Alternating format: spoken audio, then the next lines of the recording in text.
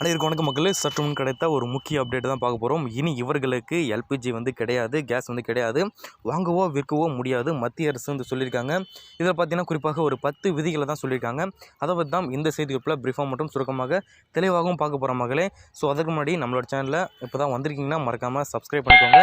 பக்கத்தில் இருக்க பெல்லைக்கனை கிளிக் பண்ணி ஆல்ரெடி டிக் பண்ணிக்கோங்க. முக்கியமான விஷயம், வீடியோ ஸ்கிப் பண்ணாமல் பாருங்கள். அப்போ தான் நான் சொல்கிற தகவல் உங்களுக்கு சேரும். குறிப்பாக பார்த்தீங்கன்னா ஒரு 3 நிமிஷமாக தான் இந்த வீடியோ இருக்கும்.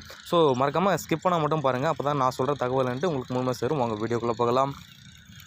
மத்திய அரசு அறிவிச்சிருக்காங்க. பெட்ரோலியம் மற்றும் இயற்கை வாயு துறை அமைச்சகம் இன்று வெளியிட்ட அறிவிப்பில் பிஎன்ஜி இணைப்பு வைத்திருக்கும் நுகர்வோரால் இனி எல்பிஜி சிலிண்டரை வாங்கவோ அதை விற்கவோ வைத்துக்கொள்ளவோ காலி சிலிண்டரை நிரப்பவோ முடியாது அப்படின்ட்டும் சொல்ல வராங்க.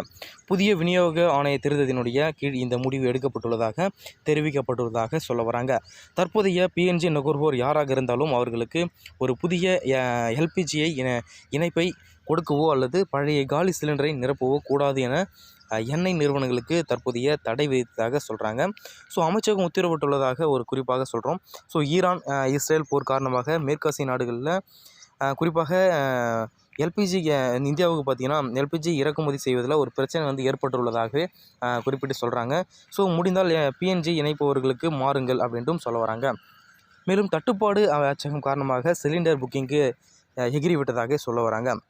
எனவே மக்கள் நிதானமாக இருக்க வேண்டும் என்றும் தேவை இருந்தால் மட்டும் புக் செய்தால் போதும் என்றும் அரசு நேற்று தெரிவித்திருந்தது. அதே நேரத்தில் பார்த்தோன்னா வீட்டு உபயோக சிலிண்டரில் எவ்வித ஒரு தட்டுப்பாடும் இல்லை அப்படின்ட்டும் என மத்திய அரசு தெளிவுபடுத்தி உள்ளதாக சொல்ல வராங்க. அந்த நேரத்தில் தற்போது எல்பிஜி இணைப்பு வைத்திருக்கும் நுகர்வோர் பிஎன்ஜி இணைப்புக்கு மாற இயலும் என்றாலும் இந்த நேரத்தில் மாற்றிக்கொள்ளலாம் என்றும் தெரிவிக்கப்பட்டுள்ளதாக சொல்கிறாங்க. சுமார் 60 லட்சம் எல்பிஜி பயனாளர்கள் தற்போது பிஎன்ஜி இணைப்புக்கு மாற முடியும் என பெட்ரோலிய அமைச்சகம் தெரிவித்திருந்ததாக சொல்ல வராங்க. ஸோ இது போன்ற பார்த்திங்கன்னா எல்பிஜி சிலிண்டர் மட்டுமின்றி பெட்ரோல் டீசல் சமையல் பயன்படுத்தும் எரிபொருள் ஆகிய நாடு முழுவதும் போதிய அளவுக்கு இருப்பதாக தெரிவித்துள்ளது. தற்சமயம் ஒரு வதந்தி கிளம்பி வந்த இந்த ஒரு 3 நாட்களில் இதை தெளிவுபடுத்துகிறாங்க. தற்சமயம் பார்த்தீங்கன்னா சுமார் 1.5 கோடி மக்கள் வீடுகளில் பிஎன்ஜி இணைப்பில் சமையல் செய்யும் நிலையில் இன்னும் 60 லட்சம் பேர் இந்த பிஎன்ஜி இணைப்பை பெற வாய்ப்பு இருப்பதாக தெரிவிக்கப்பட்டதாக சொல்ல வராங்க. ஸோ இது போன்ற இன்ஃபர்மேஷன் மற்றும் தமிழ்நாடு பற்றிய மற்றும் மத்திய அரசு ஸ்கீம்களை உடனுக்குடன் துல்லியமாக தெரிஞ்ச முடியும் நினச்சிங்கன்னா மறக்காமல் நம்மளோட சேனலை சப்ஸ்கிரைப் பண்ணி வச்சுக்கோங்க. பக்கத்தில் இருக்க பெல்லைக்கனை கிளிக் பண்ணி ஆல்ரெடி டிக் பண்ணிக்கோங்க. நன்றி, வணக்கம் மக்களே.